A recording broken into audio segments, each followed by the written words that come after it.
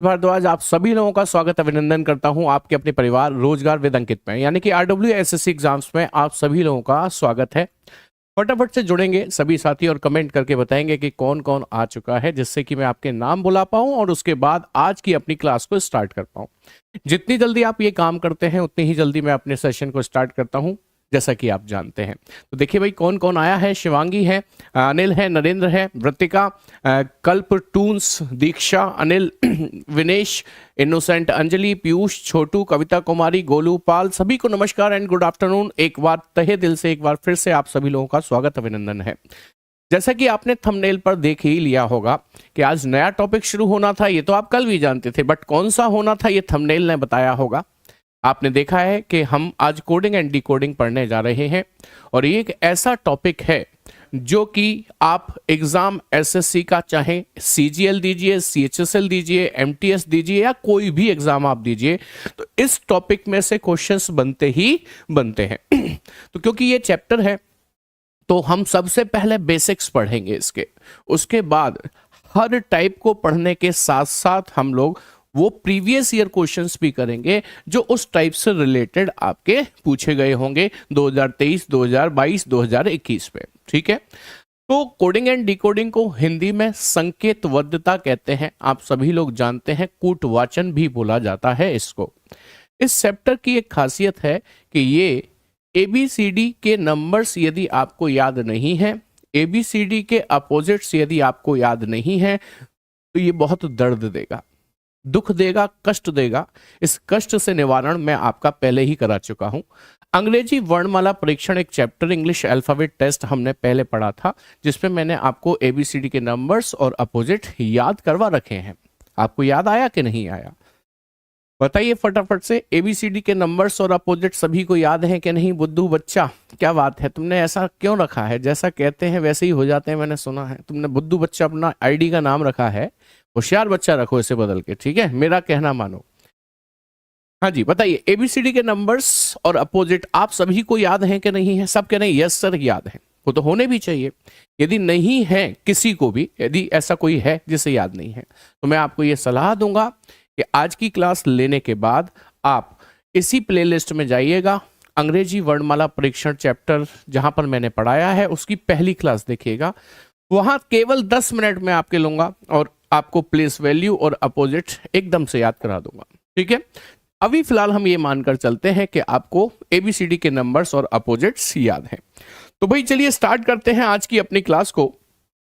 जैसा कि आप जानते हैं कोडिंग एंड डिकोडिंग पढ़ने जा रहे हैं।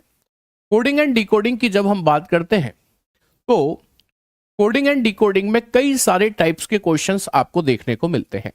अब ये टाइप सारे के सारे इस केवल एक स्लाइड पर मैं नहीं लिख पाऊंगा, सॉरी फॉर दैट, लेकिन कोशिश करूंगा आपको सभी मोस्ट इंपॉर्टेंट टाइप्स को यहां पर मैं आपको समझा पाऊं।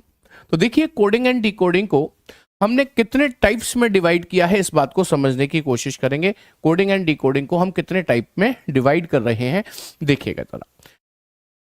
टाइप कई सारे बनते हैं, इसलिए मैं इसकी जो पार्टीशन कर रहा हूं इसे भी उसी वक्त करूंगा जब मुझे जरूरत होगी। सबसे पहला टाइप कोडिंग एंड डिकोडिंग में जो बनता है वो बनता है letter to letter coding. Letter to letter coding बनता है। अब ये लेटर टू लेटर कोडिंग क्या होता है? लेटर टू लेटर कोडिंग का मतलब होगा कि आपको एक शब्द दिया जाएगा अंग्रेजी का, बट ऑब्वियस सी बात है इंग्लिश का यदि वर्ड होगा तो वहां पर लेटर से ही होंगे, लेकिन उस शब्द के जो लेटर होंगे उनका कोड भी जो होगा ना वो लेटर्स में ही होगा, उसे कहते हैं हम लेटर टू लेटर कोडिंग। इसके बाद दूसरे नंबर पर हम जो टाइप पढ़ेंगे प्यारे साथी, इसमें हम लोग पढ़ रहे होंगे लेटर टू नंबर कोडिंग। इसमें हम लोग पढ़ रहे होंगे लेटर टू नंबर कोडिंग, यानी कि अब क्या होगा कि अब आपको लेटर्स दिए जाएंगे, शब्द दिया जाएगा अंग्रेजी का जिसमें लेटर्स होंगे, लेकिन इसकी कोडिंग किससे होगी? नंबर से होगी। इसके बाद जो अगला टाइप हम लोग पढ़ रहे होंगे प्यारे साथी, इस टाइप में हम लोग पढ़ रहे होंगे इस टाइप में हम लोग पढ़ रहे होंगे लेट्स से सिंबल कोडिंग। क्या पढ़ेंगे हम लोग इसमें? Symbol coding. जी हां, जब कोड सिंबल्स के माध्यम से किया जाएगा तो हम उसको सिंबल कोडिंग बोलेंगे। और लास्ट टाइप की यदि मैं बात करता हूं तो यहां पर हम miscellaneous questions of coding and decoding कर रहे होंगे, यानी कि विविध कोडिंग प्रकार जो होते हैं, विविध कोडिंग के जो प्रकार होते हैं वो हम लोग डिस्कस कर रहे होंगे। तो जितना क्लासिफिकेशन वर्गीकरण मैंने आपको दिखाया केवल इतना ही नहीं है, इसके अंदर भी बहुत गहराई है। यानी कि ये जो 4 टाइप्स मैंने आपको बताए हैं, इन टाइप्स के अंदर भी सब टाइप होते हैं, जिसमें से सबसे ज्यादा टाइप जो अपने अंदर रखता है वो है लेटर टू लेटर कोडिंग, जिसमें ए टाइप बनता है। जिसमें ए टाइप बनता है इसे हम कहते हैं फॉरवर्ड कोडिंग। क्या बोलते हैं प्यारे साथी? फॉरवर्ड कोडिंग बोलते हैं। अब ये फॉरवर्ड कोडिंग क्या है भाई? ये किस बला का नाम है फॉरवर्ड कोडिंग? देखो भाई, इसका एक एग्जांपल देता हूं आपको बेहतर समझाने के लिए। जैसे मान लीजिए मैंने आपके सामने एक क्वेश्चन लिखा कि किसी कोडिंग लैंग्वेज में स्टूडेंट को लिखा जाता है TUVEFOU, और आपसे पूछ लिया कि इसी कोडिंग लैंग्वेज में सोर्स को कैसे कोड किया जाएगा। इसी कोडिंग लैंग्वेज में सोर्स को कैसे कोड किया जाएगा। मुझे पता है ये सवाल इतना आसान है कि हम अपने ज्ञान को जो उमड़ रहा है छिपा नहीं पा रहे, आंसर देने के लिए एकदम आतुर, एकदम तैयार बैठे हैं। मुझे पता है इस सवाल का आप जवाब सब दे सकते हैं लेकिन आपको समझना है कि फॉरवर्ड कोडिंग कहते कैसे हैं। जैसे कि आप सभी ने ये नोटिस कर लिया होगा कि स्टूडेंट का कोड है TUVEFOU, इसी को डिकोड करेंगे। डिकोड कर कर पता चलेगा कि ये कोड कैसे हुआ। In the same way we have to code source. उसी तरीके से आपको सोर्स को कोड करना पड़ेगा। तो आइए इसे डिकोड करते हैं। जैसे कि S+1 T लिखा है, T+1 U लिखा है, U+1 V है, D+1 E है, E+1 F है, N+1 O है और T+1 U है। हमने क्या जाना कि हर लेटर में, जैसे S पहला लेटर था उसमें +1 करके T लिख दिया पहले, दूसरे नंबर के लेटर T में +1 करके U लिख दिया दूसरे नंबर पे। इसको कहते हैं फॉरवर्ड कोडिंग। क्या पहचान है कि हमारी कोडिंग कैसे शुरू हुई? पहले लेटर का कोड पहले लिखा, दूसरे लेटर का कोड दूसरे नंबर पे, तीसरे का कोड तीसरे नंबर पे, आखिरी का कोड आखिरी पर। इसी को हम लोग फॉरवर्ड कोडिंग कहते हैं, जो कि आगे की ओर बढ़ती हुई चले, उसी को हम क्या कहते हैं? फॉरवर्ड कोडिंग कहते हैं। तो आइए इसका आंसर देने की कोशिश करते हैं। बताइए S+1 क्या होगा? T होगा, O+1 P होगा, U+1 V होगा, R+1 S होगा, C+1 D होगा, E+1 F होगा। तो करेक्ट आंसर बनेगा TPVSDF। मुझे पता है ये क्वेश्चन बिल्कुल भी डिफिकल्ट नहीं था, ये तो सिर्फ इसलिए लिखा गया कि मैं आपको ये समझा पाऊं कि फॉरवर्ड कोडिंग आखिर होती क्या है। अब फॉरवर्ड कोडिंग हो गई, उसके बाद एक अगला टाइप आता है। देखो हम क्या पढ़ रहे हैं? 4 टाइप हैं, उनमें से एक type letter to letter coding के सब टाइप कर रहे हैं। तो उसका सब टाइप ए था फॉरवर्ड कोडिंग। इसके बाद अगला जो टाइप आता है प्यारे साथी, इसको कहते हैं रिवर्स कोडिंग। रिवर्स कोडिंग कैसी होती है? रिवर्स कोडिंग की यदि हम बात करते हैं तो रिवर्स कोडिंग में सवाल कुछ ऐसे देखने को मिलेंगे। कैसे कि आपसे कहा जाएगा कि किसी सांकेतिक भाषा में या किसी कोडिंग लैंग्वेज में SENDL को लिखा जाता है MFQIX। तो बताएं उसी सांकेतिक भाषा में प्रिंट को कैसे लिखा जाएगा? ये आपसे पूछ लिया। मैं आपको क्या पढ़ाने जा रहा हूं? मैं आपको पढ़ाने जा रहा हूं रिवर्स कोडिंग। अब यहां पर कोड जो होंगे वो फॉरवर्ड नहीं बनेंगे। सर क्लास रिकॉर्डेड है क्या? गुरुबचन गुप्ता, मुझे लगता है आपका ये कमेंट पढ़ना ही काफी है ये बताने के लिए कि रिकॉर्डेड है कि नहीं। ठीक है आपको क्यों लगा कि ये रिकॉर्डेड है? आज मैंने आपसे बात शुरुआत में कम की, इसलिए मैंने कम इसलिए की क्योंकि जब किसी चैप्टर की हम शुरुआत करते हैं ना, तो एक बेस होता है, बेस कहते हैं ना फाउंडेशन, वो बनाना बहुत जरूरी है। बीच बीच में यदि मैं बातें करूंगा तो फाउंडेशन का फ्लो खराब होगा, मेरा नहीं आपका। मेरी तो स्थिति ये है, 12 साल हो गई, तो जब सोते में उठाओगे गुरुजी कोडिंग डिकोडिंग पढ़ा दो, मैं तब से पढ़ाना शुरू कर दूंगा। लेकिन आप क्योंकि सीख रहे हो ना, तो डिस्टर्ब हो जाएंगी सारी चीजें, इसलिए बीच में बात नहीं करेंगे। हालांकि अब बीच में ही हो रही है, नुकसान है आपका, इसलिए बीच में ना छेड़ो। चलो ध्यान से सुनो इधर। तो मैंने कहा रिवर्स कोडिंग कैसी होगी। अब जो कोड पहले का पहले लिखा था, अब पहले का पहले नहीं होगा, बल्कि आखिरी वाले लेटर का कोड पहले देखने को मिलेगा। जैसे कि L+1 करके क्या बन गया M, D+2 करके क्या बन जाएगा F, N 14 पर है, 14 में 3 जोड़ो 17 हो जाएगा, 17 का मतलब क्या हो गया Q हो गया। E 5 पर है, इसमें 4 जोड़ो, 5 और 4 9 का मतलब I हो गया। ऐसे ही S 19 पर है, इसमें 5 जोड़ो, 19 और 5 24 का मतलब X हो गया। क्या नोटिस किया आपने? रिवर्स कोडिंग मतलब पहले लेटर का कोड पहले नहीं लिखा है, बल्कि आखिरी लेटर का कोड पहले लिखा है। और जो पहला लेटर था उसका कोड कहां गया पता है? सबसे आखिरी में।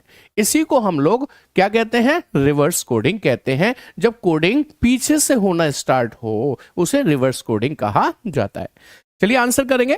तो सबसे पहले ध्यान रहे, पीछे से शुरू करनी है कोडिंग। +1 करेंगे, T+1 कितना होगा U, N+2 कितना होगा P, I+3 कितना होगा L, R+4 कितना होगा V, और P+5 कितना होगा 16 और 5 21 का मतलब U, यानी कि आंसर बनेगा UPLVU।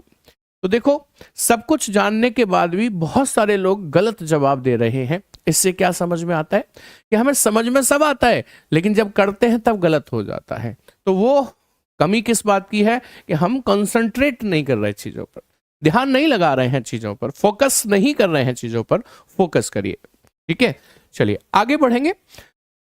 हम लोग लेटर टू लेटर कोडिंग में ही आगे बढ़ रहे हैं। पहले फॉरवर्ड कोडिंग पढ़ी, फिर रिवर्स कोडिंग पढ़ी। अब इसके बाद अगला जो टाइप पढ़ने जा रहे हैं जिसका नाम है सी टाइप, इसको कहते हैं अपोजिट बेस्ड, या कह सकते हो अपोजिट की कोडिंग, अपोजिट कोडिंग कह सकते हो, अपोजिट कोडिंग कह सकते हो। इसमें सवाल कैसा होगा? आपसे कहा जाएगा कि किसी सांकेतिक भाषा में, किसी सांकेतिक भाषा में रमेश को लिखा जाता है। क्या लिखा जाता है? रमेश को लिखा जाता है। जगह नहीं है, थोड़ा छोटा कर दूं इसको, ये लीजिए, थोड़ा सा छोटा जगह बन गई। हाँ जी, मैंने कहा किसी सांकेतिक भाषा में रमेश को लिखा जाता है IZNVHS। तो उसी सांकेतिक भाषा में अनिल को कैसे लिखा जाएगा ये पूछ लिया। जैसा कि नाम से क्लियर है, अपोजिट कोडिंग। यहां पर क्या होगा? अपोजिट लिखे जा रहे होंगे लेटर्स के। अब अपोजिट क्या होते हैं, अपोजिट कैसे होते हैं? तो भाई आप देखो ना ध्यान से, आपको याद है तो बताओ। आर का अपोजिट आई है, ए का अपोजिट जेड है, एम का अपोजिट एन है, ई का अपोजिट वी है, एस का एच है, एच का एस है। होते हैं ना यही अपोजिट। तो मेरे साथ बोलते रहिए, मुझे आवाज आती है आपके मन में जब आप बोलते हो। बोलकर बताओ। ए का अपोजिट जेड, एन का अपोजिट एम, आई का अपोजिट आर, एल का opposite O. Answer will be ZMRO। कौन सा आंसर बनेगा? ZMRO। क्या ये बात सभी के समझ में आ गई? अभी मुझे ना इसी वाले टाइप में, कौन से में? लेटर टू लेटर कोडिंग में। कितने टाइप बता दिए मैंने आपको? ए, ये बी था, अच्छा बी नहीं, मैंने ए लिख दिया इसे भी। A B C। एक टाइप और बताना है, क्योंकि यहां पर जगह नहीं है तो मैं अगले पेज पर ले जाऊं उसे। अगले पेज पर मैंने ले लिया डी टाइप। इसका नाम है जिगजैग कोडिंग। इसका नाम है जिगजैग कोडिंग। जिगजैग कोडिंग कैसी है भाई? ये कैसी कोडिंग है? जिगजैग का मतलब जानते हो? मैंने जो नीचे लाइन बनाई है वो भी जिगजैग लाइन ही कहलाती है। आइए एग्जांपल से समझते हैं। जैसे कि मैंने आपसे कहा कि किसी कोडिंग लैंग्वेज में शोल्डर, SHOULDER, शोल्डर को लिखा जाता है VPITQDCK। और पूछ लिया कि इसी कोडिंग लैंग्वेज में मॉर्निंग्स को प्यारे साथी मॉर्निंग्स को कैसे लिखा जाएगा, ये पूछ लिया। तो आपने नोटिस किया कि इस बार मैंने इसका कोड इसके सामने न लिख के नीचे लिखा। नीचे क्यों लिखा? क्योंकि ये सवाल इसके नीचे लिखकर ही ज्यादा बेहतर समझ में आएगा। जिगजैग कोडिंग कैसी होती है?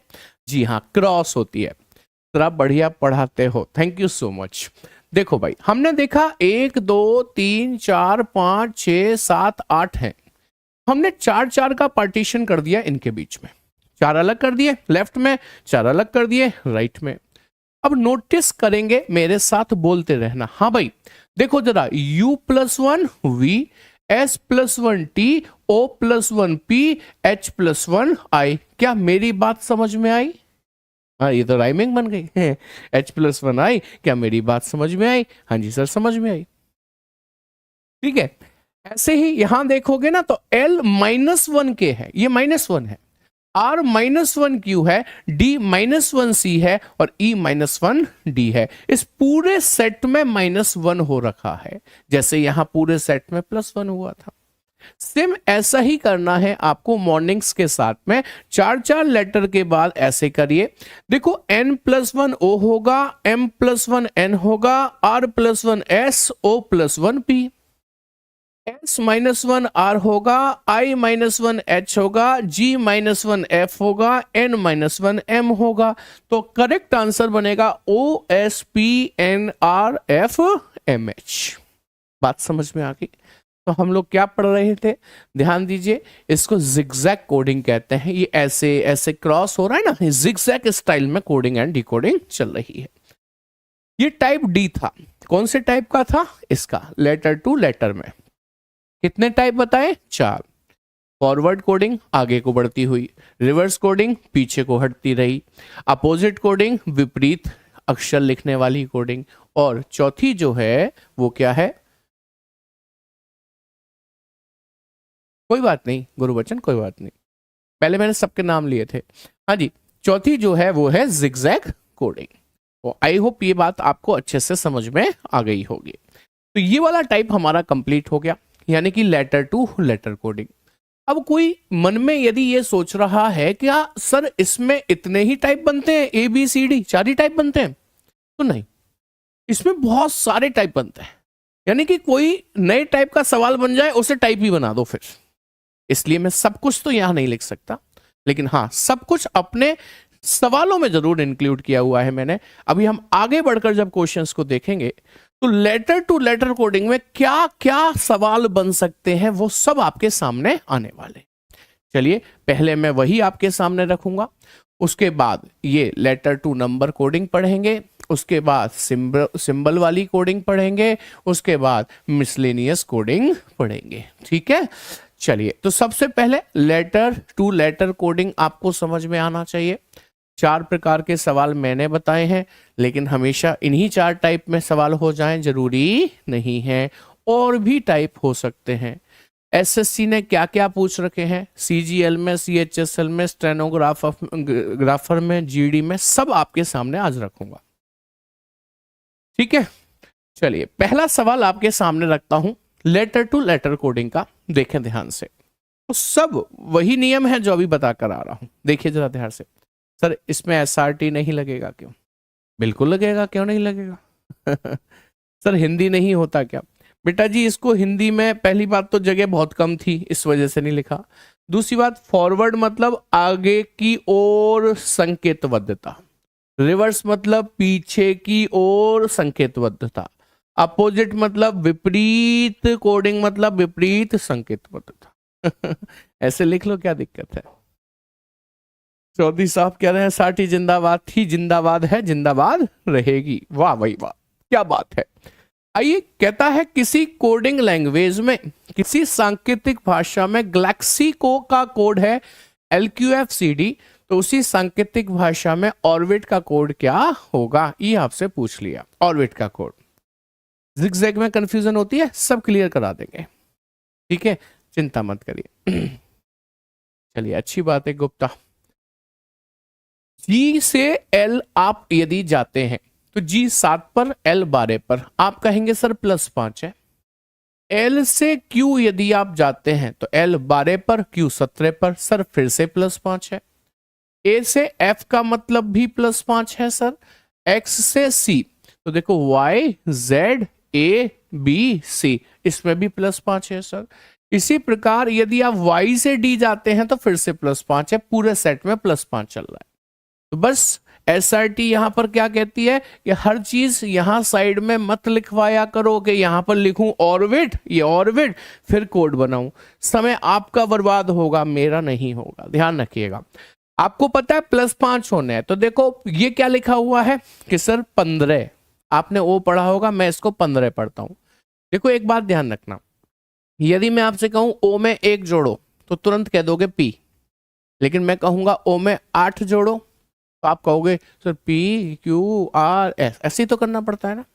ऐसे इसलिए करना पड़ा क्योंकि आप लेटर में नंबर जोड़ रहे थे, लेटर में नंबर जोड़ रहे थे, जिसके लिए हम बहुत ज्यादा यूज टू नहीं है।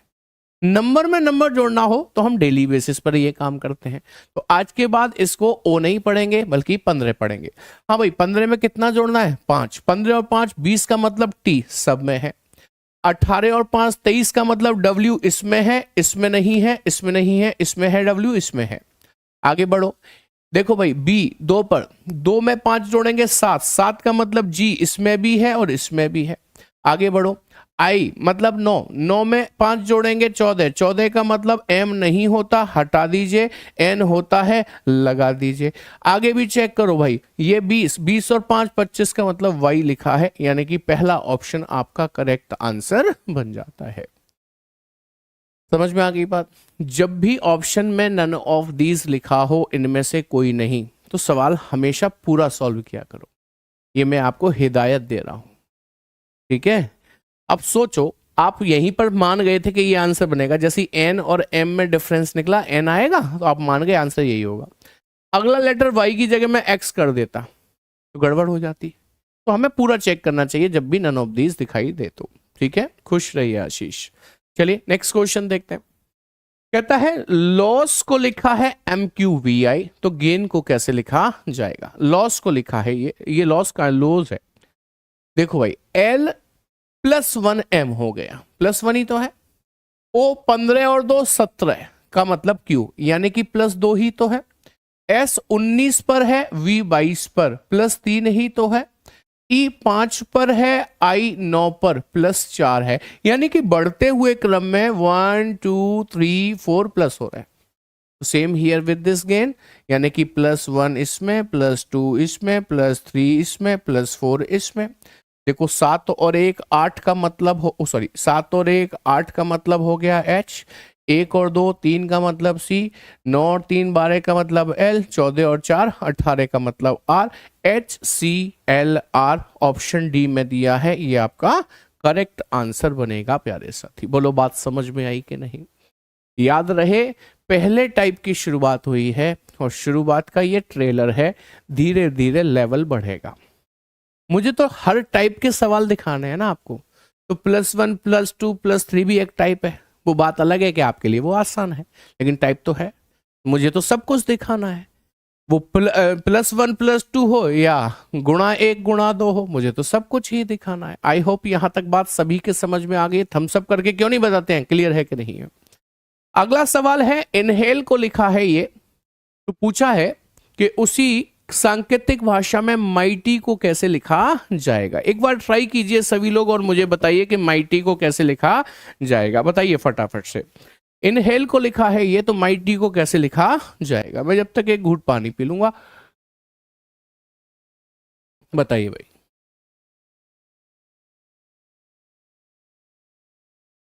ए बता रहे हैं आंसर डायरेक्ट। चलिए देखिएगा जरा, ये जो शब्द है इनहेल, इनहेल को मैंने यहां पर लिख लिया, इनहेल को मैंने यहां पर लिख लिया। इससे लिखा है REEDIH, REEDIH। पूछा है माइटी को कैसे लिखेंगे? माइटी राजू है माइटी को कैसे लिखा जाएगा? चलिए देखिएगा, यहां पर कौन सा पैटर्न लग रहा है, मैंने आपको सिखाया था। कह रहे हैं सर अभी तो आसमान चढ़ा रहे हैं, फिर धड़ाम से गिराएंगे। गिराऊंगा क्यों? गिराऊंगा क्यों? चढ़ाना सिखा रहा हूं तो चढ़ाऊंगा, गिराऊंगा नहीं। ये शब्द गलत है। चलो अभी देखो जरा, यहां पर क्या हो रहा है, जिगजैग हो रहा है। जैसे आई से ई, ये 9 पर, ये 5 पर, तो -4 हो गया। एन से आर, ये 14 पर, ये 18 पर, सर +4 हो गया। फिर से देखो, एच से डी, सर -4 हो गया। ए से ई, सर +4 हो गया। एल से एच, -4 हो गया। ई से आई, +4 हो गया। समझ गए ना? तो बस ऐसा ही करना है, यहां पर भी सेम वैसा ही। शुरुआत -4 है, फिर +4 है, फिर -4 है, फिर +4 है, फिर -4 है, फिर +4 है। पता भाई, 9 और 4 13 का मतलब m होगा। 13 में से 4 गए, 9 का मतलब i होगा। 8 4 12 का मतलब l होगा। 7 में से 4 गए, 3 का मतलब c होगा। 25 और 4 29, 29 में से अपने 26 लेटर हटाओ, 3, 3 का मतलब सी होगा। 20 में से 4 गए, 16 का मतलब पी होगा। MILCCP, MILCCP ए ऑप्शन में गिवन भी है, आपका करेक्ट आंसर बन जाता है। उम्मीद करते हैं सभी के समझ में आ गई होगी बात। बोलो समझ में आई कि नहीं? एक को लॉक कर दें? बिल्कुल, वो तो लॉक हो ही क्या। चलो अगला सवाल देखो, कहता है बायोलॉजी को लिखा है YRLOLTB, तो बताएं फिजिक्स को कैसे लिखा जाएगा। मैंने आपको अपोजिट कोडिंग भी तो बताई थी ना, तो इसमें आप +1 +2 +3 से कुछ हासिल नहीं करोगे, क्योंकि यहां पर क्या चल रहे हैं, अपोजिट। देखो ना जरा, मैंने बोलकर हिंट दे दी, अब आंसर तो बता दो, अब आंसर तो बता दो फटाफट से। हाँ, अपोजिट चल रहे हैं। सर कैसे पहचान होगी, है ना, किस में क्या चल रहा है, कौन सा लॉजिक चल रहा है, यही तो पूछना चाह रहे हो। तो भाई एक बात समझो, इनकी शक्ल देख के तो नहीं पता चलेगा, ये पहचान होती है प्रैक्टिस से। जब आपको मैं ये सारे टाइप्स के क्वेश्चंस करा दूंगा, उसके बाद फिर आप अपनी बुक के क्वेश्चंस करना, या फिर जो मैं वर्कशीट दूंगा उसके क्वेश्चन करना। जब आप क्वेश्चन करोगे तो आपके दिमाग में पहले आएगा सर प्लस करके देखते हैं, मान लो वो लॉजिक नहीं लगा, फिर आप सोचोगे सर ने अपोजिट भी तो बताया था, अपोजिट करके देखते हैं, मान लो वो लॉजिक भी नहीं लगा। फिर आप कहोगे सर ने जिगजैग भी तो बताया था, वो करके देखते हैं, मान लो वो लॉजिक लग गया। ऐसे सीखते हैं। अभी तो मैं आपको सिखा रहा हूं, हो सकता है प्रत्येक प्रश्न पे आप फंस रहे हो, आपको लग रहा हो अरे हर बार नया, मेरे तो समझ ही नहीं आ रहा कैसे होगा। लगने दो, सीखते रहो। अभी अभी क्या है ना, लर्निंग की हैबिट में रहो कि मैं सीख रहा हूं, बाद में आप करना सीख ही जाओगे, ये पक्की बात है। ठीक है, अब देखिए जरा, बी का अपोजिट वाई लिखा है, होता है क्या नहीं, बी का अपोजिट वाई। आई का अपोजिट आर है, ओ का अपोजिट एल है, एल का अपोजिट ओ है, ओ का अपोजिट एल है, जी का अपोजिट टी होता है, वाई का अपोजिट बी होता है। मेरे साथ बोलना यदि याद है तो बताओ जरा, P का अपोजिट K होता है, H का अपोजिट S होता है, Y का B है, S का H है, I का R है, C का X है, S का H है। ढूंढ लीजिए आपका आंसर कौन सा बनेगा। तो आपका आंसर ये बन रहा है कि SBHRXH। बोलिए बात समझ में आ गई कि नहीं आ गई? करिए थम्स अप, बताइए मुझे। देखो अभी तक जितने टाइप कराए हैं कुछ नया तो नहीं है, सारे वही टाइप हैं जो अभी मैं वहां पर एग्जाम्पल दे देकर समझा रहा था। +1 +2 सिंपल फॉरवर्ड कोडिंग हो गई। अभी आपकी ये कौन सी कोडिंग हुई, ये अपोजिट कोडिंग हो गई। एक जिगजैग कोडिंग भी हो गई, है ना, हो गई ना, सब कुछ वही है सब कुछ। अगला सवाल देखेंगे, कहता है ABCD को लिखा है ADIP, ABCD को लिखा है ADIP, तो बताना है कि HGFE को कैसे लिखा जाएगा, HGFE को कैसे लिखा जाएगा। देखो पहली बात तो पेशेंस रखो, घबराओ मत कि सर हमें नहीं आ रहा। आएगा कैसे, तुम्हें ही आएगा जब तुम्हें सिखा रहे हैं। ठीक है, सब आएगा। देखो A को A ही लिख दिया, B को D लिख दिया, तो ऐसा करो, समझ नहीं आ रहा तो आप पहले नंबरिंग कर लो। हमने इसकी नंबरिंग कर ली, इसकी भी नंबरिंग कर लो। ये 1 पर है, ये 4 पर है, ये 9 पर है और ये 16 पर है। आप नंबरिंग करने से एक बात समझ पा रहे होंगे कि सर देखो, 1 गुणा 1, 1 एकम 1, सर 2 दूनी 4, यानी कि इसमें गुणा कितने का हुआ? 2 का। 2 दूनी 4। देखो सर, 3 तिया 9, 3 का गुणा 3 से, 3 तिया 9। अभी देखो 4 चौक 16, 4 का गुणा 4 से, 4 चौक 16। नंबरिंग करने से काफी चीजें आसान हो जाती हैं। नंबरिंग करो तो सही कम से कम। चलिए यहां पर नंबरिंग करते हैं। ये 8 है, ये 7 है, ये 6 है, ये 5 है। क्या सीखा आपने? इस तरह इसमें गुणा 1 करेंगे, इसमें गुणा 2 करेंगे, इसमें गुणा 3 करेंगे, इसमें गुणा 4 करेंगे। चलिए करिए। 8 एकम 8, जिसका मतलब h होता है। 7 दूनी 14, 14 का मतलब g होता है। 6 तिया 18, 18 का मतलब r होता है। 5 चौके 20, और 20 का मतलब t होता है। मेरी बात समझ पाए? HGRT आंसर बनेगा, जो कि ऑप्शन में ही नहीं है। अच्छा, 14 का मतलब g गलत लिख दिया इसलिए नहीं है। 14 का मतलब तो n होता है भाई, n होता है। HNRT ऑप्शन डी में गिवन है, ये आपका सही जवाब बन जाएगा। बोलिए बात समझ में आई कि नहीं? अरे थम्स अप करो। आप ये देखो, आप मुझे किस बात से पहचानते हो कि शोभित सर हमेशा कुछ नया बेहतर कंटेंट लेकर आते हैं? आप इस बात से जानते हो ना मुझे। मुझ पर विश्वास बनाए रखो, मेरी प्रत्येक क्लास में कुछ नया सीखने को मिलेगा। ये नया नहीं है, ये नया नहीं है, चिंता मत करिए, लेकिन नया भी आएगा। ठीक है। अच्छा, इसमें आप ऐसे भी तो देख सकते थे, 1 का स्क्वायर 1, 2 का स्क्वायर 4, 3 का स्क्वायर 9 और 4 का स्क्वायर 16। यदि ऐसे देखते तो 5 का स्क्वायर 25 यहां पर नहीं आएगा। 6 का स्क्वायर 36 पर कुछ होता ही नहीं है ना। 7 का स्क्वायर 49 पे कुछ होता ही नहीं है, इसलिए स्क्वायर सोचने की जरूरत नहीं पड़ेगी। ठीक है, आगे बढ़ेंगे, नेक्स्ट क्वेश्चन देखेंगे प्यारे साथी। और नोटिस करिए इसमें क्या नया है। कहते हैं यदि किसी सांकेतिक भाषा में डॉग, DOG डॉग, डॉग को लिखा है क्या? ये लिखा है सर BCMNEF, BCMNEF। जी हाँ सर। तो क्या आपको देखकर ये नहीं समझ में आ रहा कि ये लेटर 3 थे और उनके कोड हैं 2 और 2 4 और 2 6? 3 लेटर के 6 कोड होने का मतलब एक बात दिमाग में एकदम साफ है कि हर एक लेटर का एक नहीं 2 कोड बनाए गए होंगे। वो कैसे बनाए होंगे? इस तरह D में से 2 घटाएंगे तो B आएगा, और D में से 1 घटाएंगे तो C आएगा। ऐसे ही O में से 2 घटाएंगे तो M आएगा, O में से 1 घटाएंगे तो N आएगा, G में से 2 घटाएंगे तो E आएगा, G में से 1 घटाएंगे तो F आएगा। पैटर्न पकड़ में आ गया। तो CAT कैट की बात हो रही है। CAT कैट भाई 2 घटाओ 1 घटाओ, -2 -1 करना है।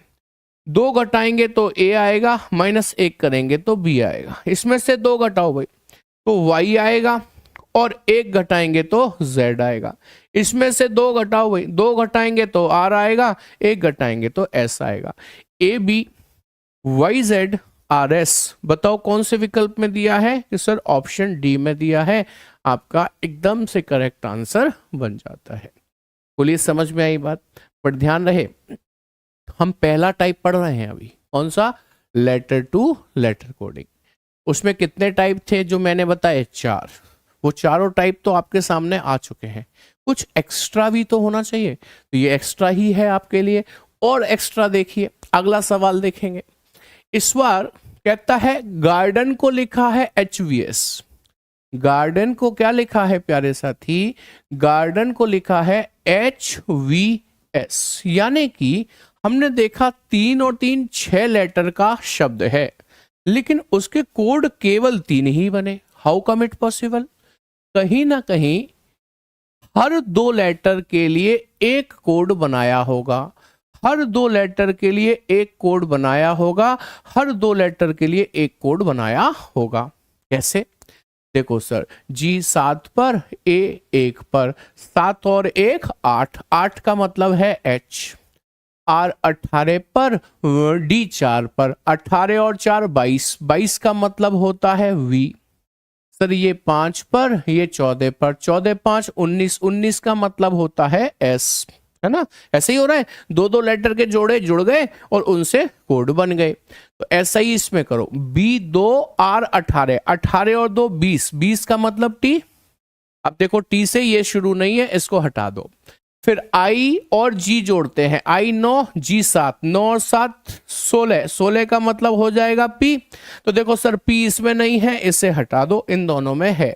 आगे बढ़ो, H और T को जोड़ो तो 28, 20 और 8 28, 28 में से अपने 26 लेटर हटा दो, कितने बचे 2, और 2 का मतलब क्या होता है B। तो आंसर बन गया TPV, ये वाला आंसर बनेगा, ये वाला नहीं बनेगा। आई होप क्लियर हो गई बात। पिछले क्वेश्चन में शब्द छोटा था, कोड ज्यादा थे। इस क्वेश्चन में शब्द बड़ा है, कोड कम है। कैसे होंगे ये बात समझ में आ गई होगी। चलिए अगला और शानदार सवाल आपके सामने रखता हूं, देखेंगे जरा। कहते हैं यदि किसी सांकेतिक भाषा में जाम्बिया को लिखा है ये, कनाडा को लिखा है ये, तो इंडिया को कैसे लिखा जाएगा। कि सर हम पहचान नहीं पाते हैं, इसमें अपोजिट लगाएं। अरे कितनी देर लगती है, क्या जे का अपोजिट क्यू लिखा है, नहीं। पीछे लिखा हो, नहीं, अपोजिट तो खत्म। जे में कितना जोड़ूं के 21 बन जाए, कि सर 11। ए में भी 11 जोड़ूंगा तो एल बनना चाहिए था, बात खत्म। ये भी नहीं हो रहा, फिर क्या हो रहा है सर, जिगजैग हो रहा हो शायद, तो जिगजैग भी नहीं हो रहा भाई मेरे हिसाब से। तो फिर ऐसा हो सकता है कि सर देखो, उसने जाम्बिया का कोड बताया, उसने जाम्बिया का कोड बताया, ये एक बार हिंट दे दी हमको। कनाडा का कोड बताया, ये दूसरी बार भी हिंट दे दी हमको, और तीसरी बार में इंडिया का कोड पूछ लिया। दो दो बार हिंट दे रहा है। पिछले सवालों में आप देख रहे थे एक ही बार हिंट मिल रही थी। जब दो बार हिंट मिले, जब दो बार, सर डाउट ग्रुप कैसे ज्वाइन करें, लिंक एक्सपायर हो रहा है, पता करके बताते हैं आपको, ठीक है। हाँ जी, जब दो बार हिंट मिले तो आप ये मानकर चलिए कि 90% चांसेस इस बात के हैं कि इसका आंसर इसे और इसे मिलाकर निकल जाएगा। आइए देखते हैं कैसे। जैसे कि हमें आई का कोड चाहिए, आई इसमें पीछे से दूसरे नंबर पर है, तो इसका पीछे से दूसरा कोड ये है डब्ल्यू, तो आई की जगह डब्ल्यू लिख दूं। तो देखो डब्ल्यू से शुरू होने वाले ऑप्शन भी हैं हमारे पास। अच्छा, एन का कोड चाहिए, एन इसमें तो है नहीं, इसमें है। आगे से तीसरे नंबर पे, तो आगे से तीसरा वाला वाई इसको दे दूं, बिल्कुल सर। डी, डी इसमें है पीछे से दूसरा, तो पीछे से दूसरा एस दे दूं। आई पहले भी डब्ल्यू था, अब भी डब्ल्यू ही रहेगा। ए, ए इसमें है सर आगे से दूसरा, आगे से दूसरा आर दे दूं, तो W Y S W R, W Y S W R option B में दिया हुआ है। एक तरीका ये भी होता है, आपको ऊपर जो शब्द दिए गए हैं वही हिंट हैं आपके लिए, उन्हीं में से ड्रॉ करना है आपको कंक्लूजन, उन्हीं में से आपको इसका कोड निकालकर बताना है। चलिए अगला सवाल देखना जरा, क्या आंसर लगाएंगे इसका, क्या आंसर लगाएंगे बताइए। ये भी वैसा ही है, सेम पिछले वाले सवाल जैसा ही सवाल है ये भी। आप देखो उसने कहा सेंट्रल का कोड है ये, प्लेनेटेरियम का कोड है ये, तो लैंटर्न का कोड क्या होगा। तो हमने देखा लैंटर्न की जो स्पेलिंग है ना वो इन दोनों में ही छिपी हुई है। जैसे हमने देखा, देखो सर LAN, LAN मिल गया, पहला छोड़ दो P, दूसरा तीसरा चौथा, इधर देखो पहला छोड़ दो, दूसरा तीसरा चौथा, कोड बन जाएगा GFC, इसका कोड बन गया GFC। अब T का चाहिए, T कहाँ है सर, T सेंट्रल में, आगे से चौथा, तो आगे से चौथा ले लो D, तो देखो यहां पर D आ गया। सर T तो इसमें भी था, तो गिन के देखो 1 2 3 4 5 6 था, गिन के देखो 1 2 3 4 5 6 था, तो T का कोड D था, हमने D ही लिखा हुआ है, अलग अलग थोड़ी होगा वो। अब E का कोड चाहिए, E का कोड यहां से दूसरा मतलब B ले लो, R का कोड यहां से तीसरा मतलब E ले लो, N का कोड चाहिए तो यहां से तीसरा मतलब C ले लो। आंसर बन गया GFC DBEC, GFC DBEC, GFC DBEC, option B में दिया हुआ है, एकदम से करेक्ट आंसर बन जाएगा। 8 वाला सेम ऐसा ही तो था बेटा जी, दोबारा देख लो। चलो मैं ये कह रहा हूं आपको आई का कोड इसी में से मिलेगा, एन का कोड इसी में से मिलेगा। देखो आई का कोड चाहिए आपको, ठीक है, आई इसमें तो है नहीं, इसमें है, पीछे से दूसरा, पीछे से दूसरा डब्ल्यू। एन का कोड चाहिए, एन इसमें तो है नहीं, इसमें है, आगे से 1 2 3 तीसरा, आगे से तीसरा वाई इसका कोड हो गया। अब आपको किसका कोड चाहिए बताओ, डी का चाहिए, डी इसमें है, पीछे से दूसरा, पीछे से दूसरा, एस ले लो। आई का कोड वही होगा जो पहले था, डब्ल्यू था तो डब्ल्यू रहेगा। ए का कोड ये रहा, पीछे वाला आर तो R, W Y S W R, W Y S W R option B में दिया है करेक्ट आंसर। क्या दिक्कत है बताइए। हाँ चीटिंग क्वेश्चन है ये, बहुत बढ़िया तुमने नाम दे दिया इस टाइप को, सर ये चीटिंग क्वेश्चन है, चीटिंग करनी है, ऊपर से चीटिंग करके नीचे लिख देना है, ये बढ़िया है। सर ये टाइप इजी है, हाँ वो तो है ही, ऊपर से चीट करके नीचे लिखना है बस। लोकल क्वेश्चन है गुरुजी, महंगा क्वेश्चन लाओ। अच्छा महंगा क्वेश्चन भी आएगा, ये पढ़ाई चल रही है प्रैक्टिस थोड़ी, तो इसमें तो सब कुछ ही सिखाना है मुझे, बेसिक से एडवांस लेवल तक लेकर जाना है। कहता है एक सांकेतिक भाषा में क्विज को लिखा है HCIH, HCIH, ठीक है, तो पिंक को कैसे लिखा जाएगा। आप में से किसी पर भी जवाब हो तो कृपया करके फटाफट से जवाब दे दो, मैं आपके इंतजार में बैठा हूं। क्विज को लिखा है HCIH, तो पूछा है पिंक को कैसे लिखा जाएगा। किसी के भी पास जवाब हो तो प्लीज जवाब दे दीजिए, मैं आपके इंतजार में हूं कि आपका जवाब आ रहा होगा। इसमें भी चीटिंग हो रही है, इसमें कैसे चीटिंग कर लोगे, एक हिंट दी है, दूसरी बार में तुरंत पूछ लिया। पिंक की स्पेलिंग ऊपर कहां मिल रही है आपको पूरी, बताइए मुझे, इसमें चीटिंग नहीं होगी। इसमें क्या होगा, ऑप्शन सी बता रहे हैं बहुत से लोग हैं, अब सही है कि नहीं वो तो अभी पता चलेगा। हो क्या रहा है, क्यू को एच लिख दिया कि सर ये तो 17 पर होता है और ये 8 पर होता है, तो ऐसा तो नहीं माइनस का कितना कर दिया हो, 9, -9 हो जाएगा तो ये आ जाएगा। क्या इसमें भी -9 हुआ है, 21 में से 9 जाएंगे 3 आएगा, सर बिल्कुल भी नहीं आएगा। और इसमें तो एक्चुअली कुछ भी माइनस हुआ ही नहीं है देखो, और इसमें Z से H होने का मतलब हो गया बहुत सारा माइनस, मतलब माइनस तो नहीं हो रहा, ये पैटर्न नहीं है। फिर पैटर्न क्या है, पैटर्न है डिजिट सम का। जैसे हमने देखा ये 7 और ये 1 आपस में जुड़ जाए तो 7 और 1 8 बनाएंगे, 8। ये 2 और 1 आपस में जुड़ जाए तो 2 और 1 3 बनाएंगे। इसे तो कुछ करना ही नहीं है, ये तो सेम टू सेम आ गया। ये 2 और 6 आपस में जुड़ जाए तो 8 बनाएंगे। क्या मेरी बात सभी लोग समझ पाए, सहमत हैं आप मेरी बात से कि नहीं? चलिए आंसर देंगे ना मेरे साथ। ये 16 है, 16 का मतलब 6 और 1 7, 7 का मतलब जी लिख दूं। ये 9 है, 9 का मतलब आई का मतलब आई ही लिख दूं। ये 14 है तो 4 और 1 5, 5 का मतलब ई लिख दूं। ये 11 है, 11 का मतलब 1 और 1 2, 2 का मतलब बी लिख दूं। GIEB आंसर बनेगा, यानी कि ऑप्शन सी आपका करेक्ट है। SSC CHSL 12 अप्रैल 2021 में आया हुआ सवाल है, हवा हवाई नहीं है कुछ भी, सब प्रूफ के साथ है। बोलिए समझ में आई बात, थम्स अप करो ना फटाफट से, बताओ कि हाँ जी सर समझ में आ गई। तो आपके पेपर के प्रश्न कराए जाएं जिससे आपको कॉन्फिडेंस बूस्ट हो के चीजें ऐसी ही आती हैं पेपर में और हम कर पा रहे हैं।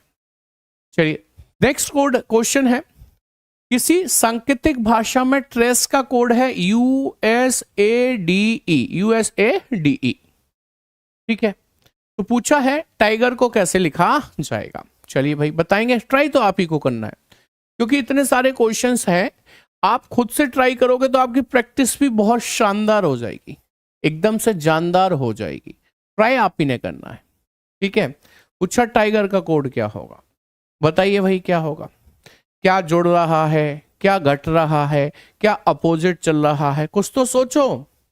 सर सोचने के लिए सबसे पहले ये T20 पर U21 पर +1 हो गया, R18 S19 +1 हो गया, लेकिन ये तो सेम टू सेम लिख दिया, C+1D हो गया, ये सेम टू सेम लिख दिया। तो जो सेम टू सेम लिखा है वो कौन है, सर A, और कौन है कि सर E। जब आप ए और ई को देखते हो तो आपके मन में ये नहीं आता कि ये वोवल्स हैं। ये क्या है? वोवल्स हैं, वोवल्स हैं। क्यों भाई? ये वोवल्स हैं। तो वोवल्स को सेम टू सेम लिखा गया है, वोवल्स को सेम टू सेम लिखा है।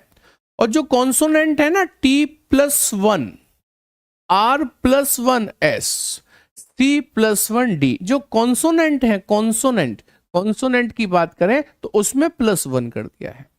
वोवल्स में +0 कह सकते हो, 0 कर दिया, मतलब जैसे थे वैसे के वैसे ही लिख दिए।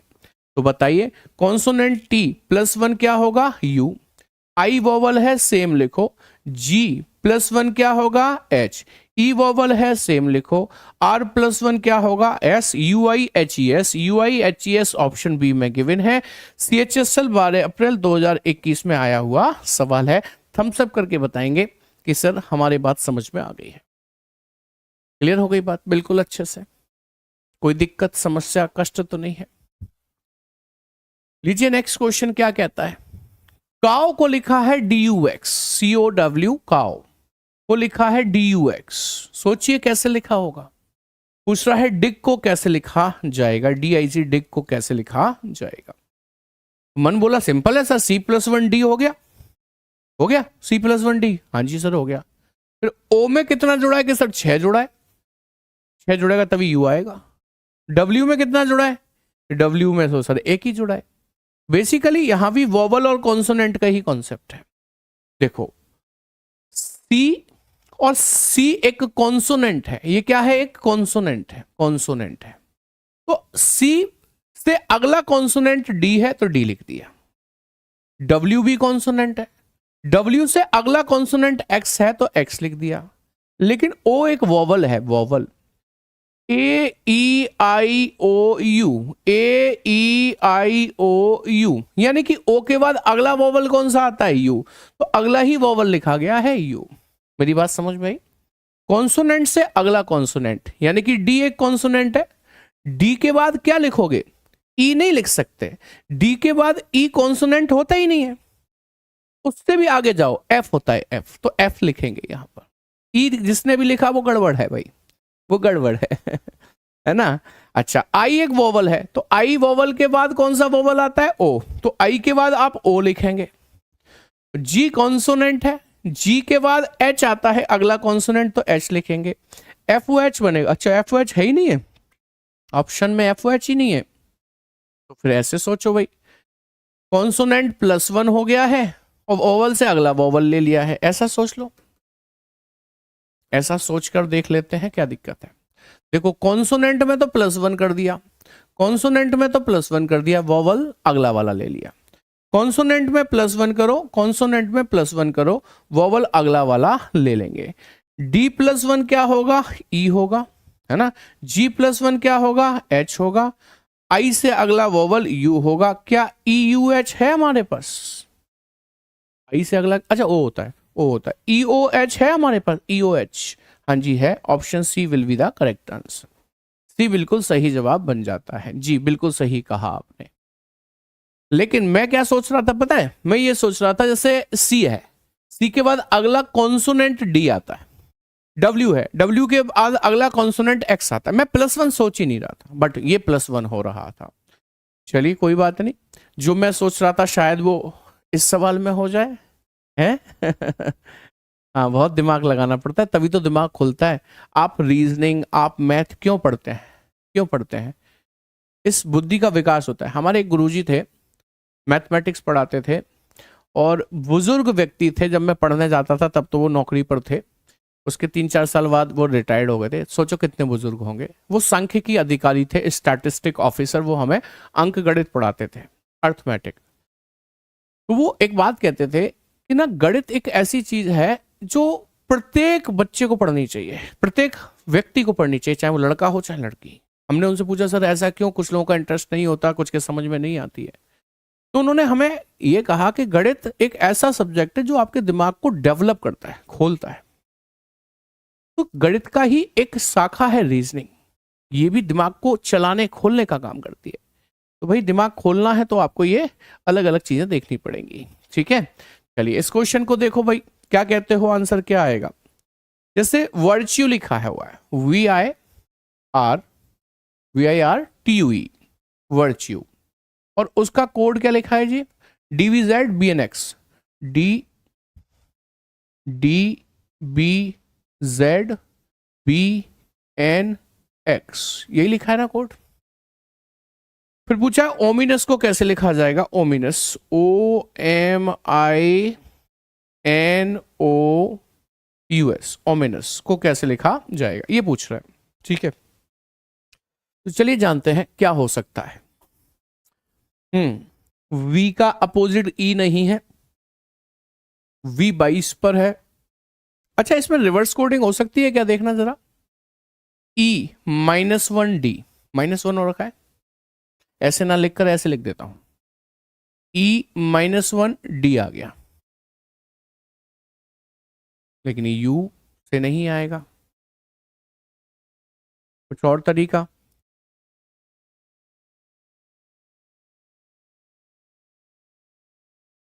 दूसरा तरीका वोवल कॉन्सोनेंट का लगा के देखें।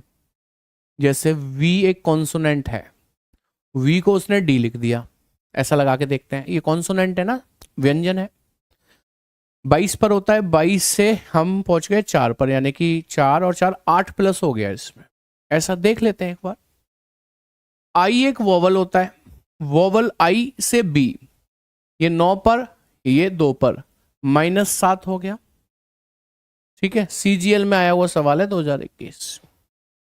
R कॉन्सोनेंट है, हाँ भाई, VV कॉन्सोनेंट था, यदि इसमें +8 हुआ था और D आया था, तो RV कॉन्सोनेंट है, इसमें +8 होगा तो बात बनेगी, नहीं तो नहीं बनेगी।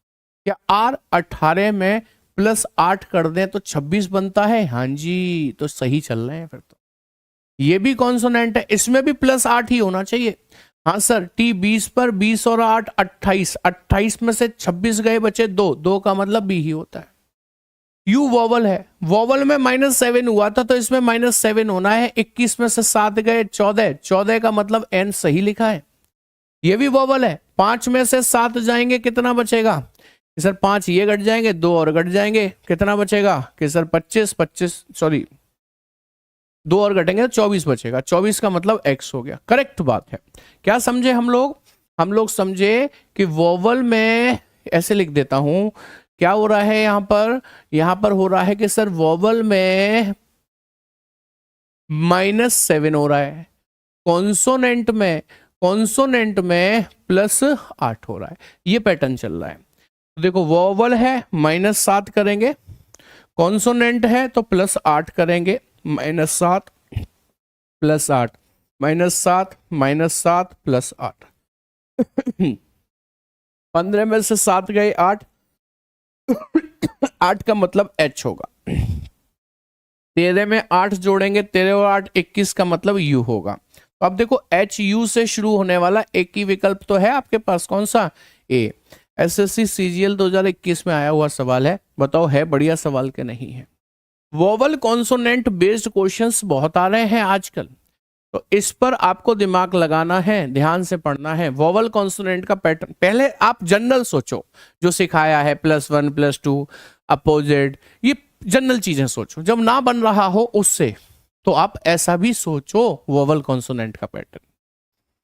ठीक है, चलिए आगे बढ़ते हैं, अगला सवाल देखेंगे। कहता है एक निश्चित कोड भाषा में जिगसॉ क्या होता है भाई, जो भी होता होगा मुझे नहीं पता, लिख लेता हूं यहां पर जिगसॉ, कोई जरूरी थोड़ी है मीनिंगफुली हो को लिखा है वोटेक्स, VOHTEX, वोटेक्स। फिर आगे भी बताता है ब्लफ को लिखा है ये BLUFF, ब्लफ को लिखा है क्या? CMAGG, CMAGG। पूछा किसका है? मूवमेंट का। मूवमेंट को कैसे लिखा जाएगा, मूवमेंट को कैसे लिखा जाएगा, ये पूछ रहा है मूवमेंट को। आइए जानते हैं कैसे लिख सकते हैं मूवमेंट को। सबसे पहले बेसिक चीजें ही सोचा करो कि सर Z में यदि हम 2 जोड़ दें तो B आ जाएगा, सर आई 9 पर, ओ 15 पर, 9 से 15 होने का मतलब 6 प्लस है, ये तो पैटर्न बिगड़ गया। सर ऐसा तो हो सकता है जेड कॉन्सोनेंट में +2 हुआ हो, वोवल में +6, तो आगे चेक कर लेते हैं। यदि ये कॉन्सोनेंट में +2 हुआ है तो ये भी कॉन्सोनेंट है। आई में +2 हो रहा है, सॉरी जी में +2 हो रहा है क्या? नहीं सर, +1 हो रहा है। गलत है, गलत है, गलत है, ऐसे नहीं होगा प्यारे साथी। तो फिर कैसे होगा? चलो अब इसे दूसरे तरीके से सोचते हैं। देखो z एक कॉन्सोनेंट है, z से अगला कॉन्सोनेंट क्या होता है? यानी कि ये कॉन्सोनेंट है, इससे नेक्स्ट कॉन्सोनेंट क्या होता है? नेक्स्ट अगला, कि सर z के बाद a आता है, लेकिन a तो वोवल है, उससे आगे b आता है, हाँ b कॉन्सोनेंट है। अच्छा, आप जानते हो ए ई आई ओ यू ये वोवल होते हैं। बताओ आई से अगला वोवल ओ होता है कि नहीं? कि सर बिल्कुल होता है। जी से अगला कॉन्सोनेंट एच होता है कि नहीं? बिल्कुल होता है। एस +1 नहीं, सॉरी +1 नहीं बोलेंगे, बोलेंगे एस से अगला कॉन्सोनेंट टी होता है कि नहीं? अच्छा, ए वोवल है, ए वोवल से अगला वोवल ई होना चाहिए, तो देखो ई ही लिखा है। डब्ल्यू से अगला कॉन्सोनेंट एक्स ही होता है। उसने कहा कि शायद आप कंफ्यूज ना हो जाए तो एक हिंट और भी ले लो, एक हिंट और भी ले लो। अब देखो जरा, ये कॉन्सोनेंट से अगला कॉन्सोनेंट, बी से अगला सी आता है, एल से अगला एम आता है, यू वोवल है, यू वोवल से अगला क्या आएगा बताओ? सर यही आएगा ए लौट कर, तो यू से अगला ए लिखा है। एफ कॉन्सोनेंट से अगला जी आता है, एफ कॉन्सोनेंट से अगला जी आता है, एम कॉन्सोनेंट से अगला कॉन्सोनेंट एन आता है, ओ से अगला यू आता है ना, वी से अगला डब्ल्यू आता है, ई से अगला आई आता है, और ई एम से अगला एन आता है। क्या इतने से काम हो जाएगा? क्या आगे भी लिखना है? ई से अगला फिर से आई आता है, एन से अगला एम आता है, टी से अगला यू नहीं आता, टी से अगला वी आता है, वी कॉन्सोनेंट से अगला कॉन्सोनेंट चाहिए। N U W I N, N U W I N, I M B, I M B, ऐसा तो कुछ भी नहीं है। एम से अगला, ओ से अगला, वी से अगला, ई से अगला, एम से अगला, फिर ई से अगला, फिर एन से अगला एम नहीं होता भाई, और पी होता है, पी पी, ओ के बाद पी होता है, तभी गड़बड़ हो रही थी। और टी से अगला वी होता है। अब सही है, आईपीवी चाहिए लास्ट में, यानी कि N U W I N I P V, option A will be the correct answer. Stenographer नवंबर 2021 में आया हुआ सवाल है, तो सीखना तो पड़ेगा, नहीं सीखोगे तो पेपर में नहीं कर पाओगे। पेपर में आए हुए सवाल हैं। हम ये कह के कि सर टाइम बहुत लगता है, ये कह के सर हम पहचान नहीं पाते, अपना पीछा नहीं छुड़ा सकते, ये सत्य है आपके सामने जो रखा हुआ है। ठीक है, टी से अगला यू होता है, हाँ भैया टी से अगला यू तो होता है, आपने सही कहा, लेकिन ये कॉन्सोनेंट है ना टी, हमें अगला कॉन्सोनेंट चाहिए, तो टी से अगला यू होता है, लेकिन कॉन्सोनेंट नहीं होता यू, बल्कि आगे बढ़ो, यू से भी आगे बढ़ो, वी होता है।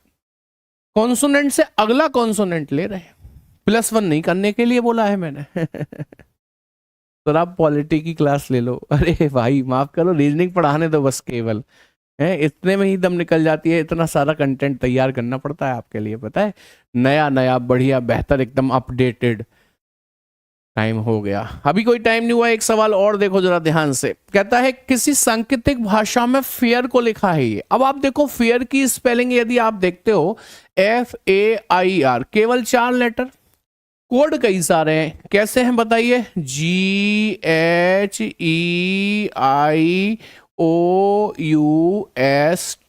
आप समझ गए क्या हुआ होगा भाई? 4 के 8 कोड बन रखे हैं, तो वो कैसे बने होंगे? 1 के 2, 1 के 2, 1 के 2। F+1G होता है, F+2H, A, इसमें क्या हो रहा है? इसमें भी कॉन्सोनेंट वोवल का ही वो लग रहा है, AEI। क्यों भाई? ए से अगला वोवल ई, +1 ओके, +1 ओके मतलब नहीं है, +1 से मतलब नहीं है इसमें, इसका मतलब इसमें यह है कि देखो एफ कॉन्सोनेंट से अगला कॉन्सोनेंट क्या होता है? कि सर जी होता है, और उससे अगला क्या होता है कि सर एच होता है। ये कॉन्सोनेंट की बात हो रही है। वोवल की बात करें, ए से अगला वोवल ई और उससे भी अगला आई होता है, आई से अगला ओ से भी अगला यू होता है। आर कॉन्सोनेंट है, ध्यान रखना, अगला कॉन्सोनेंट एस होगा, अगला कॉन्सोनेंट टी होगा। बिल्कुल सही है। अब आपको किसका चाहिए बताइए कि सर फियर का चाहिए हमको, फियर का। ध्यान से करना भाई, बताइए। ये कॉन्सोनेंट है, एफ से अगला जी और उससे अगला एच, ये वोवल है। तो ई से अगला आई, आई से अगला ओ, ये वोवल है। ए से अगला ई से अगला आई, ये कॉन्सोनेंट है। अगला एस, अगला टी। तो GHIO, बोलो कौन से विकल्प में दिया है कि सर ऑप्शन डी में गिवन है। एकदम से करेक्ट आंसर बन जाता है। उम्मीद करते हैं बात समझ में आ गई होगी। तो कैसी लगी आज की क्लास, ये कमेंट सेक्शन में जाकर जरूर बताइएगा, और इसी चैनल पर बने रहिएगा, क्योंकि आज अंकित सर आपके लिए एक इन्फॉर्मेटिव वीडियो लेकर आ रहे हैं एसएससी के वेरियस एग्जाम्स के बारे में।